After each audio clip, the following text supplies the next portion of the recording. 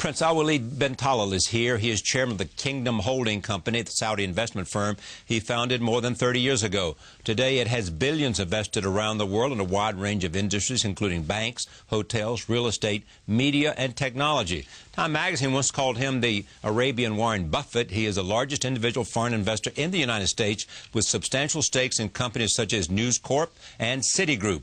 I am pleased to have him back at this table. Welcome. Bismillahirrahmanirrahim. It's a pleasure to be with you, Charlie. So let's talk first about Syria. Well, Bismillahirrahmanirrahim. Bashar al-Assad is just like all the other 21 leaders in the Arab League, which consists of 22 countries. They're all my friends, obviously. Clearly, more importantly, the Syrian people are also my brothers and my friends. I think, unfortunately, that Syria may have reached a point of no return with what's happening lately. This is a very grave situation. I believe that the Arab Commission that was sent to Syria did not help. I also believe that pushing through the UN resolution, whereby it was vetoed by two members of the UN, of the United Security Council, that was Russia and China. China and Russia, it did not help also because they strengthened the position of Bashar internally. So you were in favor of the resolution that the Chinese and the Russians vetoed, correct? You thought that was a good idea. Well, I am for a final resolution for what's happening in Syria. Now, clearly that vote did not work well. I think the United States, Britain and France should have discussed the matter with Russia and not to have it vetoed by them, because this strengthened the position of Bashar al-Assad in Syria and internationally. It strengthened him? Well, it made him more aloof to what's happening. Because now he can say, well, China and Russia is going to back me up. So why would he back off from what's happening in Syria? What do you want him to do? In the beginning, I wanted to have an amicable solution whereby Bashar al-Assad meets with the opposition and find a solution, whether having elections or having a conciliation with the opposition. But I think with the bloodshed that is taking place in Syria, I think we may have reached a point of no return, whereby it's very difficult right now to reconcile between the Bashar opinion and the opposition. Almost everybody says that. It's gone too far. There's been too much blood and too much death, yes, and too many acts of... Yes, it's very difficult, very difficult now, very difficult. So therefore, what happens to him? Well, I think it's his decision. We have seen how Hosni Mubarak decided to give up and relinquish power and stay in Egypt. But he's on trial in Egypt today. I understand. And also we've seen how Ben Ali decided to leave Tunis and go to Jeddah and Saudi Arabia. I think it's his call. I think the bloodshed has to be stopped one way or another. One way for him is to relinquish power and have free and open elections and have Syria go back to stability and tranquility. Would Saudi Arabia offer him asylum and allow him to come and live there? Well, I cannot talk on behalf of the government, but you know, Saudi Arabia is a country that's open for all Muslims, all Arabs, and I think if he asks for asylum, I think that's something that the government has to decide. But first he has to decide what's his next step.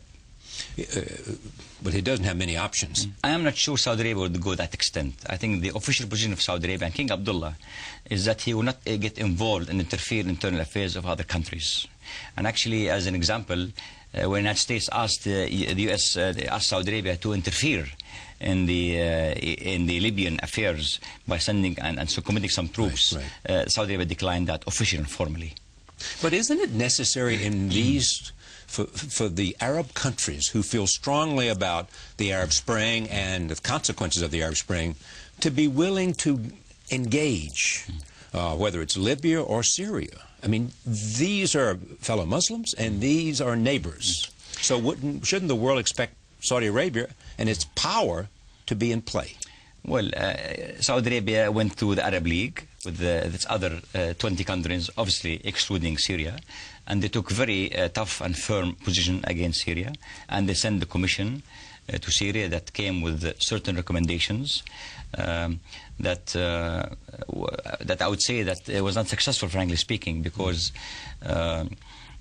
we expected to have a different scenario. Unfortunately, this bloodshed is still continuing over there, and unless Bashar takes a quick decision, the bloodshed could continue. But as for your question of having the Saudi Arabia and the other Arab countries to interfere and to find the resolution militarily in Syria, that's very dangerous, because then you're going to be in really deep quagmire.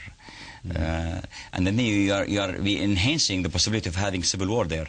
The objective right now is to have as peaceful as possible a process whereby stability goes back there, because we're seeing some units from the army pulling out from supporting Bashar. And if this happens and accelerates, you're going to have an army being pro and an army being against. So you may have some ingredients and components of a civil war. And what would happen if there's a civil war? Well, this could go for a decade or so. We've seen what happened in Lebanon. Yeah. And remember, there's a sectarian element here. You have the Sunnis and they have the Alawites also. Right. And remember vividly also what happened in Lebanon, whereby we had war from 1975 to 1990. Civil war. If you have a civil war, everybody's going to charge in, and it just gets worse and worse.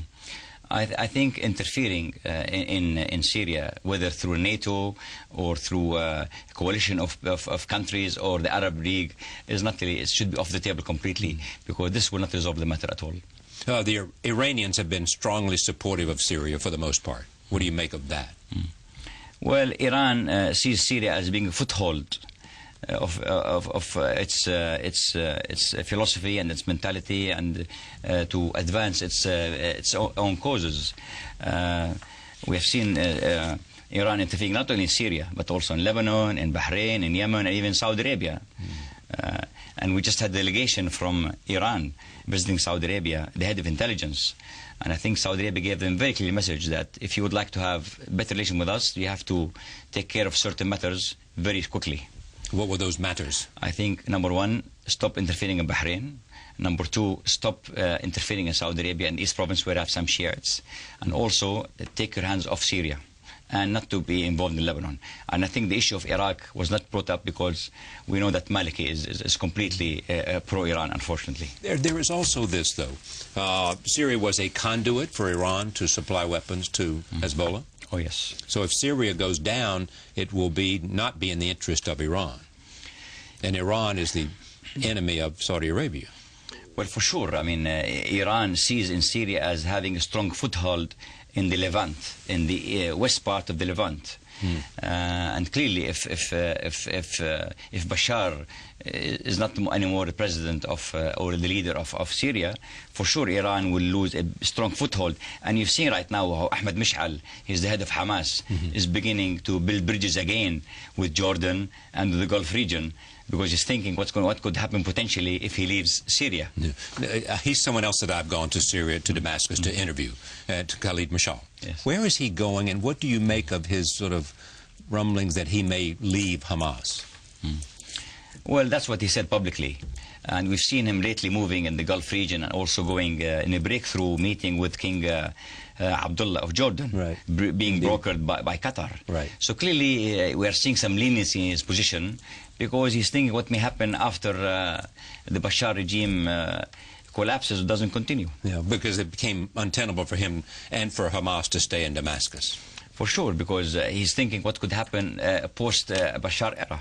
Yeah, and so there's also this contradiction, which you obviously know. You know, Saudi Arabia had no trouble sending troops into Bahrain. No, there's a very big difference here.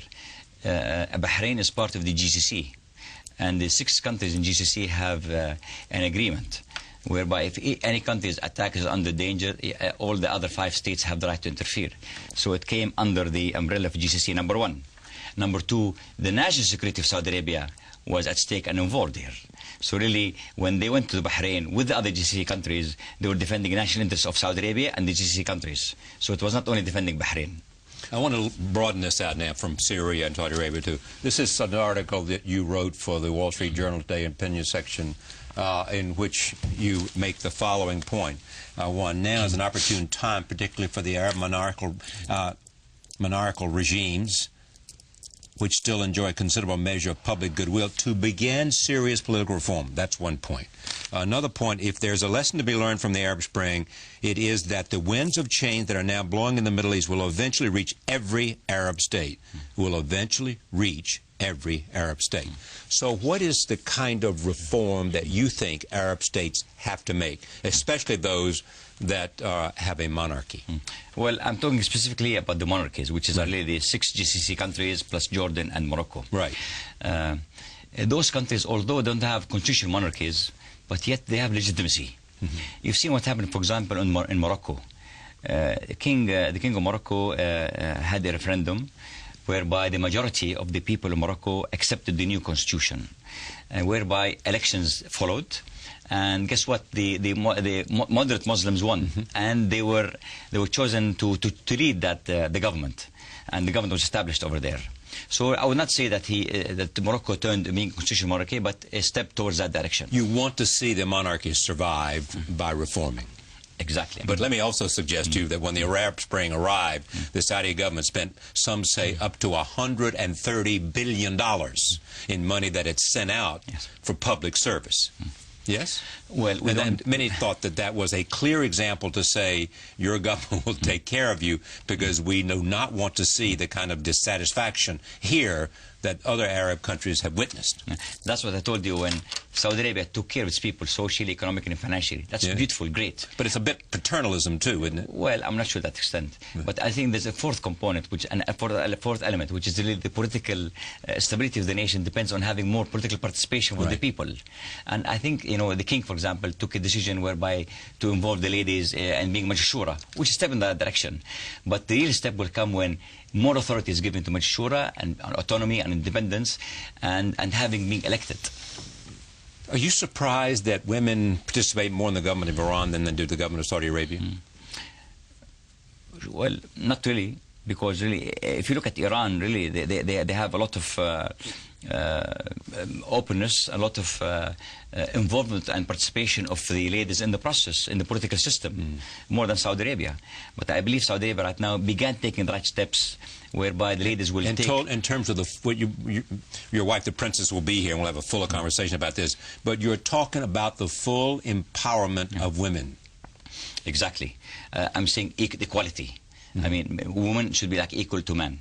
And I believe that Iran, unfortunately, is ahead of Saudi Arabia, yes. But you believe that Saudi Arabia is prepared to try to catch up? Having to do with all kinds of small and large things, whether it's driving or political participation. King Abdullah is a reformer. For sure, he concentrated on the social and economic and financial fronts. Right now, his attention is turning into the political front. And really, his decision, although in Saudi Arabia was historical, and in the West really is not very important, but really to have the ladies get into Majlis Shura was a breakthrough, and to have ladies vote also into the municipal elections also was important. Speak to me about the relationship between Saudi Arabia and the United States. You know, I never subscribed to that concept that Saudi Arabia's relationship with the United States went bad because Hosni Mubarak. Saudi Arabia is very smart enough to understand that no one could save Hosni Mubarak. I mean, no one could save Hosni Mubarak. Yes, and I mean, let's say the United States wanted Hosni Mubarak to continue. What could they have done? How could they stop all the millions of people in the Maidan al-Tahrir, in the Tahrir place? I mean, there's no way. Saudi Arabia is a very mature country, smart, understand that no one could have stopped the departure of Hosni Mubarak. So really, although Saudi Arabia's relationship with the United States goes up and down sometimes because many other reasons, not only because of that, because also the Palestinian situation also, because of the offer promising from the Obama administration when he gave this very important speech in Cairo, but then nothing was followed up after that. So, but right now the situation is pretty good, and I think Obama and King Abdullah speak almost on monthly basis together. How could that relationship be improved? Well, be improved if you can extract the causes of the friction. And the main cause of friction right now between Saudi Arabia and the United States is the Palestinian situation, because this is the seed of trouble that we have in our region.